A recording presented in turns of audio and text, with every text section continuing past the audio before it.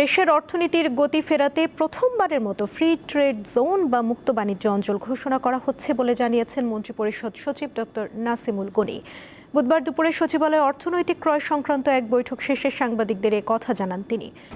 আমাদের উঠে দাঁড়াতে হবে, সকল অন্যায়ের বিরুদ্ধে রুখে দাঁড়ানোর এনার্জি পার্টনার। মন্ত্রিপরিষদ সচিব বলেন, মুক্ত বাণিজ্য অঞ্চলের ফলে করের ঝামেলা থাকবে না, এতে বিদেশিরা বিনিয়োগে আগ্রহী হবে। বন্দরে ট্যাক্স ফ্রি পণ্য ক্রয় বিক্রয় সুবিধা থাকবে।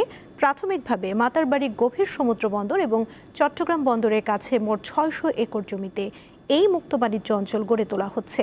বৈঠকে রাশিয়া থেকে ইউরিয়া সার আমদানির বিষয়ে নীতিগত অনুমোদন দেওয়া হয়েছে বলে জানান মন্ত্রিপরিষদ সচিব। এছাড়া চট্টগ্রামের আনোয়ারায় চীনের জন্য অর্থনৈতিক অঞ্চল করার সিদ্ধান্ত নেওয়া হয়েছে বলেও জানানো হয়।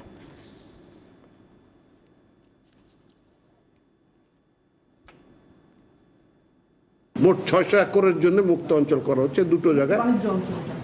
মুক্ত বাণিজ্য অঞ্চল এখানে যে সমস্ত any trade can come here, বিদেশ থেকে জাহাজ আসে এইখানে বিক্রি করতে পারে, ট্যাক্স পড়বে না তাদের কাছে। তো সেটা বিদেশিরা একটা উৎসাহিত হবে এবং আমরাও এখানে যদি জিনিস বিক্রি করি ট্যাক্স লাগবে না।